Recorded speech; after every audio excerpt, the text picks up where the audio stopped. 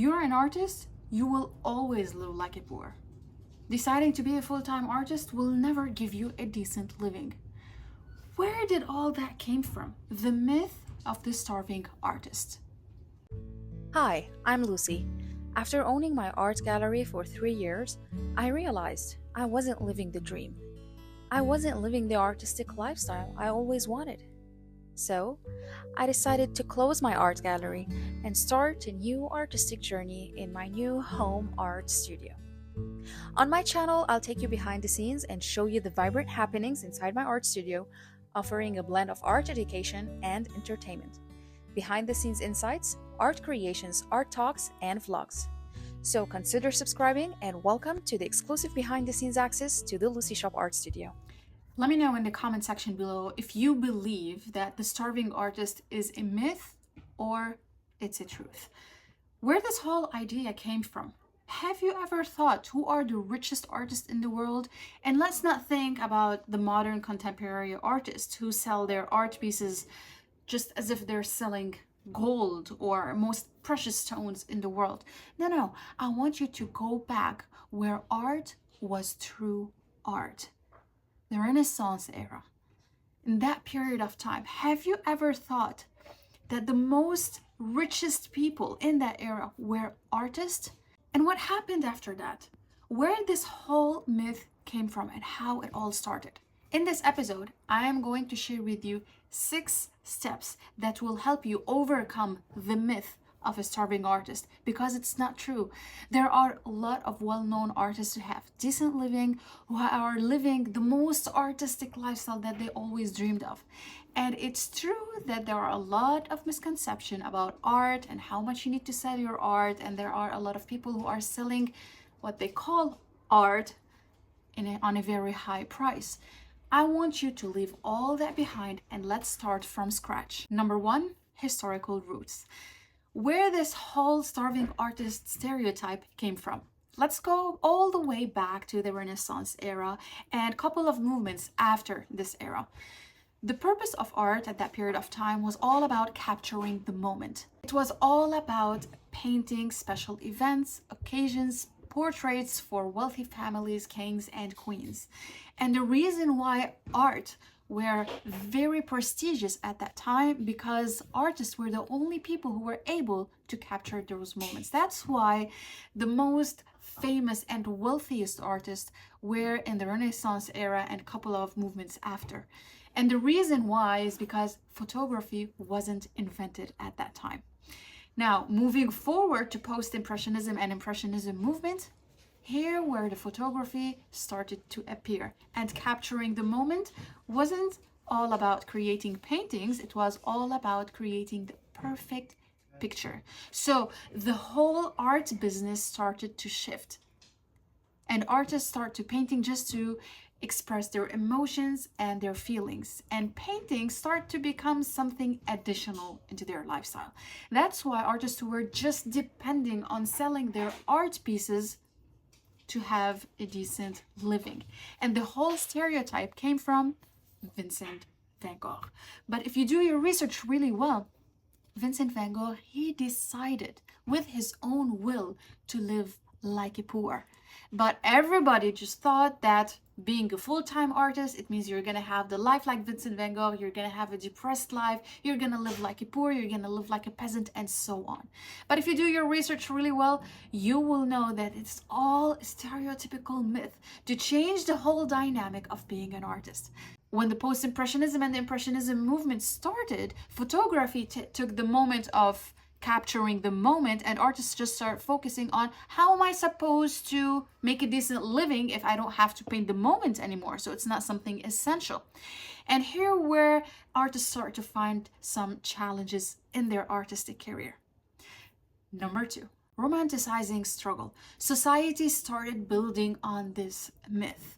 They start romanticizing that I live simple, I live like a poor, but I'm rich in my own creativity. I can paint and I can create anytime I want, but I am free. I don't have responsibilities. I don't have payments. And the more social media starts to kick in, the more we start seeing, unfortunately, these people who thought they are selling the most expensive art pieces for millions of dollars, but what is happening to true artists? They are suffering. And then artists start believing that if I want to be a true artist, I need to romanticize this lifestyle because this is all what I have. This is all what I need in order to live the true artistic lifestyle.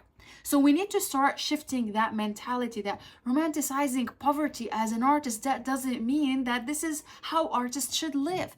We need to stop convincing ourselves that in order to be a wealthy artist or a successful artist, at least, I need to start selling my paintings for thousands of dollars. So it all starts with the lifestyle that you want to live. If you keep believing and romanticizing the poverty of an artist, you will never improve in your artistic lifestyle. And you start convincing yourself that an artist equals a poverty life. So stop romanticizing that myth and start moving forward.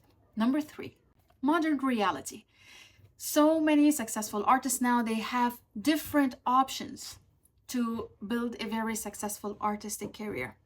Now, remember when I mentioned that Renaissance era art was something very essential, it was a priority because they need artists to capture the moment. In the Post-Impressionism and the Impressionism movement, artists start creating paintings just so they can express their emotions, their feelings, and create new movements and new themes and new style of art. But then they start struggling because photography came in and art just wasn't something essential for life. Now we are in the modern life. So we moved from that. So it's time to start living the reality and stop convincing ourselves to live this stereotypical myth that a starving artist is the way it should be. So in real life, artists are starting to find different ways to generate money, different ways to show their art pieces, and to live a very decent and even a rich and a wealthy life just from being an artist. Nowadays, we have YouTube, we have social media, we have different ways and creative ways to create art pieces and to sell our art pieces through merchandise, through creative YouTube episodes, teachers, workshops, art classes, and we can go on with different and creative ways to make money just because we are artists. So it's time for us to shift that mentality, to move on from the Post-Impressionism and the Impressionism way of thinking to the modern life, because you have so many options to promote your work, to promote your business. But here's the truth. We shouldn't be carried away by what we're seeing on social media and convince ourselves that it's just luck, because there are some people that are selling, excuse me for the language, they are selling crap for thousands and millions of dollars, and I'm focusing on creating a very well detailed painting and creating something special and unique for the first time, and I'm not able to sell my painting. We need to shift our focus from that to how can I live the artistic lifestyle I want. And it's not all about focusing on the money, because if you keep only focusing on how I need to sell out to have a decent living as an artist, you're going to put so much pressure on yourself and you are going to prioritize the business more than creating art. And I talked about this specific idea in one of my previous episodes. I'm gonna leave it in the description box below, which leads me to number 4, the damage of the myth. Believing in this idea can limit artists. It will make you believe that you don't deserve to live a decent and a rich and a wealthy life because you decided you want to become an artist. It will make you believe that you don't deserve to price your art pieces as much as you believe it should be priced. It will make you believe that you are losing a lot of opportunities and a lot of potential in life simply because you decided you want to become a full-time artist. You will be stuck in this mentality because you believed in this myth that if I want to become a full-time artist, I'm gonna struggle with my financials, I'm gonna be living like a poor, I'm not gonna be able to have the freedom that I always wanted. Well, you decide what kind of freedom you want, and you decide what does freedom means to you. Probably freedom means to you is to open an art gallery. For me, freedom was to own my art studio at home and travel the world and spread awareness about art and art history. Each person has a different freedom. So I don't want you to be stuck in this myth that if I want to become a full-time artist, I'm gonna live like a poor. If you always believe this, and if you always let people tell you this over and over again, eventually you are attracting this kind of lifestyle. So break this cycle, break this mentality. And I want you to be creative. I want you to experiment, to explore. And I want you to trust yourself and believe that this is how much I should price my painting. I deserve to live a decent and a wealthy life because I am an artist. I know my art is special, and I know that the right people will come at the right time and they will pay as much as I believe I deserve. And then you will start attracting this to your artistic lifestyle. Number 5, reframing success. Artists shouldn't always focus on selling out, and in order to be a successful artist, I need to sell all of my paintings. I want you to reframe what is success for you. What is a successful artist for you? What kind of artistic lifestyle that you want to live? All your focus is to sell just your art pieces. This is your dream, then focus on it. If you want to live the artistic lifestyle and travel the world and be creative and experiment between different mediums, different kind of paint, different kind of texture, if that what makes you happy, not the money, then do that. But that doesn't mean that you are going to live poor for the rest of your life. Define your success. What is your success in your artistic career? Because each person has a different story. And each person relate to art in a different way. That's why we are artists. We are creative and unique in our own way. Each artist is different. So what is success to you?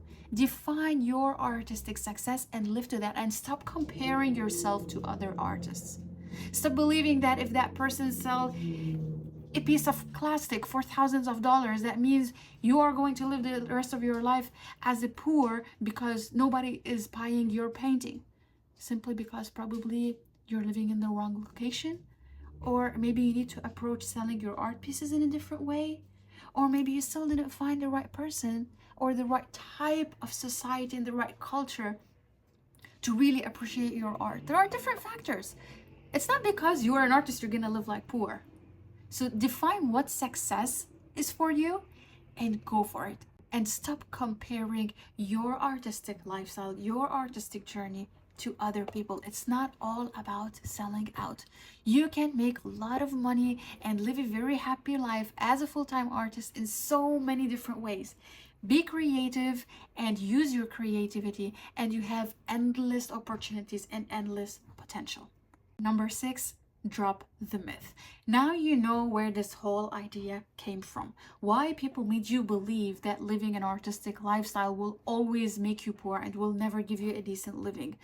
Now you know all the details, and I encourage you to take action. I want you to drop the myth. I want you to write your own artistic script. I encourage you to live the artistic lifestyle rather than just focusing on selling art pieces. Now, that doesn't mean if you focus on living the artistic lifestyle, you're not gonna sell. No, I want you to focus on being who you are and create the most unique art pieces you've ever done. And once you are living in this ambience, you start attracting wealth. You start attracting really beautiful artistic lifestyle. You start attracting the right clients. You start being creative. You start generating money from different sources, but you're still an artist. You start being creative in YouTube. You start being creative in spreading art awareness, creating paintings, pottery, ceramic, photography, traveling, art history, probably writing books about art. It's all around art.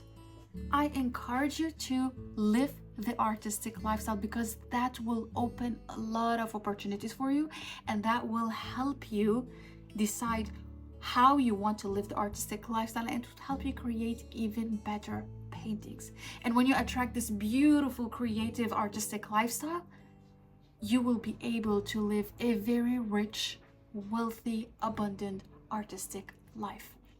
I hope this episode helped you and inspire you to get rid from this myth, this stereotypical myth that living in an artist will not give you a decent living.